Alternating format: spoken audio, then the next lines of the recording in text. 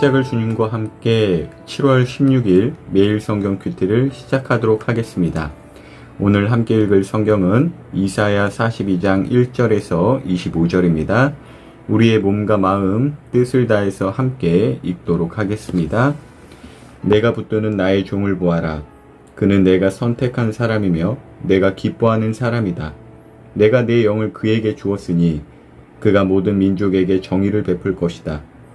그는 외치거나 소리를 높이지 않으며 거리에서 큰 소리로 말하지 않는다. 그는 상한 갈대를 꺾지 않으며 꺼져가는 등불을 끄지 않는다. 그는 정의를 베풀며 진리를 구한다. 그는 세계의 정의를 베풀 때까지 희망을 잃지 않으며 포기하지 않는다. 바다 건너 먼 나라 백성들도 그의 가르침을 믿고 의지한다. 여호와 하나님께서 이렇게 말씀하셨다. 그분은 하늘을 만들어 펼치신 분이며 땅과 그 안에 있는 모든 것을 지으신 분이다. 그분은 땅 위의 모든 사람에게 호흡과 생명을 주시는 분이다. 여호와의 말씀이다. 나 여호와가 의로운 일을 하려고 너를 불렀다. 내가 네 손을 붙들고 너를 지켜주겠다. 너는 내가 백성과 맺은 언약의 표적이 되고 민족들을 비추는 빛이 될 것이다. 네가 보지 못하는 사람의 눈을 뜨게 할 것이며 갇힌 사람을 갇힌 데서 풀어주고 어둠 속에 사는 사람을 감옥에서 이끌어낼 것이다. 나는 여호와다. 이것이 내 이름이다. 나는 내 영광을 다른 것에게 주지 않겠고 내가 받을 찬양을 우상들이 받게 하지 않겠다. 내가 전에 말한 일들이 다 이루어졌다. 이제 내가 너희에게 새로운 일들을 말한다. 그 일들이 일어나기 전에 내가 너희에게 일러준다. 여호와께 새 노래를 불러드려라. 땅 위 모든 곳에서 주를 찬양하여라. 바다에서 항해하는 사람과 바닷속에 사는 모든 짐승아 주를 찬양하여라. 바다 건너 먼 땅에 사는 백성들아 주를 찬양하여라. 광야의 마을들아 여호와를 찬양하여라. 게달의 주민들아 주를 찬양하여라. 셀라에 사는 사람들아 기쁘게 노래하여라. 산꼭대기에서 주를 찬양하여라. 여호와께 영광을 돌려라. 바다 건너 먼 땅에서도 주를 찬양하게 하여라. 여호와께서 용사처럼 전진하신다. 싸우러 나가는 군인처럼 분노에 차서 나가신다. 주께서 천둥 같은 고함 소리와 함께 적군을 물리치신다. 내가 오랫동안 아무 말도 하지 않고 조용히 참았으나 이제는 분노하겠다. 아기를 낳는 여자처럼 부르짖겠다. 내가 산과 언덕들을 황폐하게 하고 그 안의 식물들을 메마르게 하겠다. 강들을 메마른 땅으로 만들고 호수들을 마르게 하겠다. 내가 앞 못 보는 사람들을 그들이 알지 못하는 길로 이끌겠다. 그들을 새로운 길로 인도하겠다. 그들 앞에서 어둠을 빛으로 바꾸며 거친 땅을 평탄하게 하겠다.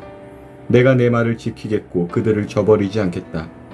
그러나 우상을 의지하고 우상을 향해 당신들은 우리의 신입니다 라고 말하는 사람은 버림을 받고 부끄러움을 당하게 될 것이다. 듣지 못하는 사람들아 들어라. 보지 못하는 사람들아 잘 보아라.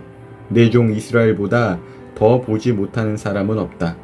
내가 보낸 심부름 꿈보다 더 듣지 못하는 사람도 없다. 내가 택한 사람보다 더 눈먼 사람이 없고 나의 종보다 더 눈먼 사람이 없다. 이스라엘아 너희가 많은 것을 보았으나 복종하지 않았다. 너희가 귀는 열어두었으나 듣지 않았다. 여호와께서는 정의를 기뻐하시는 분이며 훌륭하고 놀라운 가르침을 베푸시는 분이다. 그러나 이 백성이 빼앗기고 약탈당했다. 그들이 모두 덫에 걸렸고 감옥에 갇혔다. 적군이 도둑처럼 그들을 사로잡아 갔으나 그들을 구해줄 사람이 없다.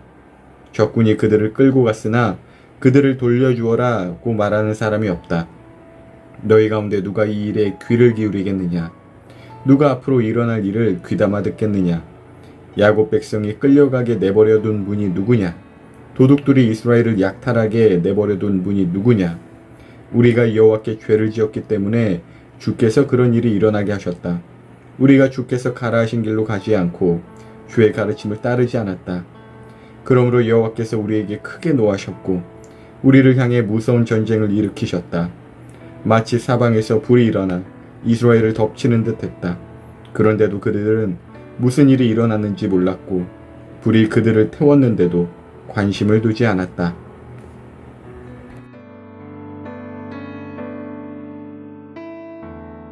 상한 갈대는 이미 꺾여 있습니다.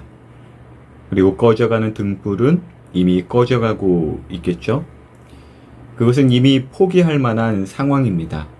하지만 오늘 본문에서 표현된 하나님의 종은 3절의 말씀대로 상한 갈대를 꺾지 않으시고 꺼져가는 등불을 끄지 않으신다고 합니다. 그분은 4절의 말씀대로 세상에 정의를 베풀 때까지 희망을 잃지 않으시고 포기하지 않으신다고 합니다. 그분은 바로 우리 예수님이시죠. 당시 이스라엘 백성은요, 모든 것을 포기할 만한 상황이었습니다. 하지만 하나님은 이스라엘을 결코 포기하지 않으셨어요. 18절의 말씀대로 이스라엘은 세상보다 보지 못했어요. 그리고 듣지 못했다고 하나님은 말씀하십니다. 요즘 교회를 향한 비판의 소리가 좀 들리죠? 사실 저 개인적으로는 그 세상이 하는 교회를 향한 그 비판의 10가지 중에 9가지는 잘 모르고 하는 이야기고, 그래도 하나 정도는 맞는 말이라고 생각합니다. 그것은 교회가 하나님의 말씀을 보아도 보지 못한 사람처럼, 귀는 열어도 듣지 못한 사람처럼 그 산다는 이야기는 어느 정도 동의한다는 것이에요. 그래서 이 본문 당시 세상의 강한 권세에 이스라엘이 끌려가고 포로가 된 것처럼 오늘날 우리 교회들도 세상의 권세에 눌려 지내는 그러한 교회들도 보이기도 해요. 세상은 이러한 우리를 보면서 조롱할 것입니다. 하나님이 어디 계시냐? 너희들도 다 똑같다. 이렇게 말은 하지만 오히려 이러한 상황이 분명하게도 하나님은 살아계시고 또 하나님께서 살아계시기 때문에 하나님을 버리고 세상을 쫓아 사는 성도들에게 주어진 형벌이라는 것이죠. 상한 갈대와 꺼져가는 등불은 하나님을 떠나 살았던 당시 이스라엘 하나님의 백성들과 같습니다. 사실은 모든 세상 사람이 다 이와 같죠. 그리고 오늘날도 마찬가지입니다. 그러나 이러한 세상을 사랑하사 독생자 예수 그리스도께서 이 땅 가운데 오셨습니다. 그분은 나조차도 나를 포기하고 싶을 때 그때에도 결코 나를 포기하지 않으세요. 오히려 이것이 우리가 반드시 기억해야 할, 요즘의 때에 반드시 기억해야 할 것입니다.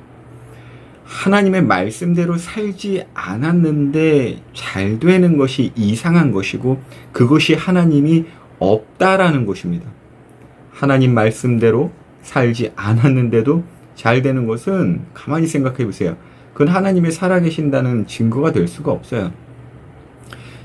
반대로 하나님의 말씀대로 살지 않았을 때 잘 되지 않는다. 오히려 이것이 하나님의 살아계심을 드러내는 증거라는 것이죠.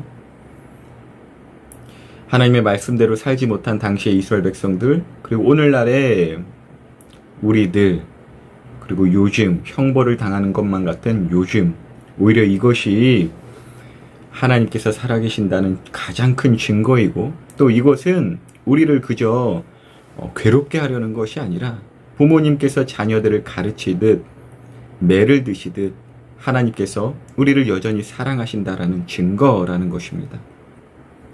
그래서 우리의 삶이 지칠 대로 지쳐서 상한 갈대와 같고 꺼져가는 등불과 같다 해도 하나님께서 여전히 나를 가르치고 계신다는 사실, 그리고 살아계신다는 사실은 우리가 꼭 기억해야 합니다. 그리고 결국 우리는 그 순종을 고난 가운데서 배울 것입니다. 그 착한 일을 이미 하나님께서 하고 계십니다. 오늘도 하나님과 동행하는 하루 되시길 예수님 이름으로 기도합니다.